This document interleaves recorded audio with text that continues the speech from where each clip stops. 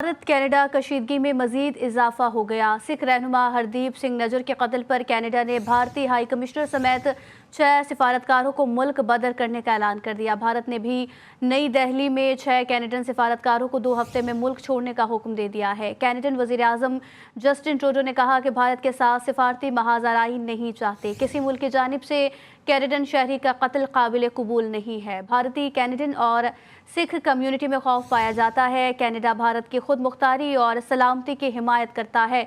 हम भी इस तरह के रवैये की तवक्को रखते हैं। आपको बताएं कि भारत कनाडा कशीदगी में मज़ीद इजाफा हो गया है और सिख रहनुमा हरदीप सिंह नजर के कत्ल पर कनाडा ने भारतीय हाई कमिश्नर समेत 6 सिफारतकारों को मुल्क बदर करने का ऐलान कर दिया, जबकि गैर मुल्की सरजमीन पर भारत की गैर कानूनी और मुजरिमाना सरगर्मियों के हवाले से बात करते हैं अपने नुमाइंदे मतीन हैदर से।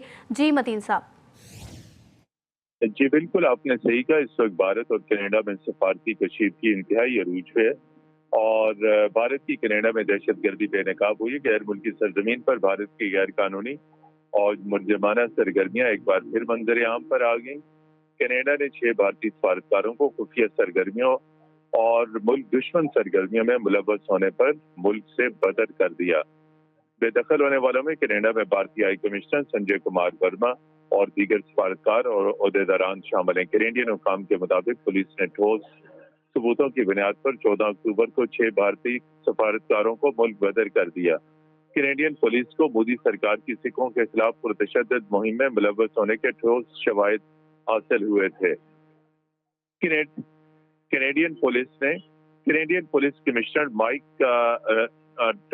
टोहेम ने बताया कि तहकीकात से बात सामने आई है कि कनाडा में मुकीम भारतीय सफारतकार और कौंसलर अपनी पोजीशन का फायदा उठाते हुए खुफिया सरगर्मियों में मुलव्वस रहे।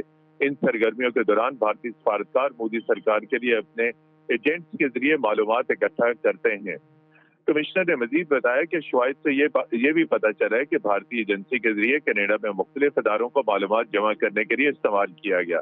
पुलिस कमिश्नर ने मजीद बताया कि कुछ अफराद और इदारों के साथ भारतीय हुकूमत के लिए काम करने के लिए जबरदस्ती की गई और धमकियां दी गई।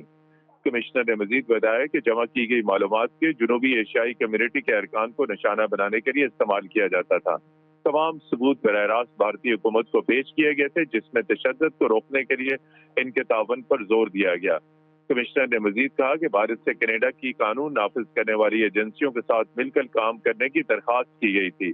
कैनेडियन पुलिस ने ऐसे शवाहिद हासिल किए जो बहुत संगीन मसाइल को जाहिर करते हैं, जबकि खालिस्तानी रहनुमाओं के कत्ल के मुकदमात से मुतल्लिक भी शवाहिद हासिल हुए हैं। कमिश्नर के मुताबिक भारत में कनाडा के deputy high commissioner Stewart Weller ने कहा कि कनाडा ने भारतीय हुकूमत के एजेंट्स की मुजरिमाना कार्रवाइयों और कैनेडियन शहरी के कत्ल के नाकाबिले तरदीद सबूत फराहम किए। भारत जनूबी एशियाई कम्युनिटी के समेत कनाडा में खालिस्तान के हामी अनासर को खास तौर पर निशाना बना रहा है।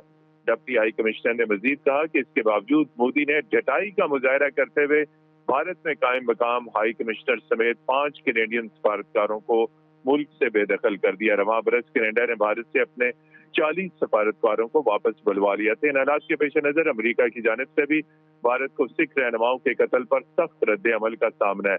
आलमी सतह पर दहशत गर्दी के फरोग में मुलव्वस मोदी सरकार बुरी तरह बेनकाब हो चुकी है।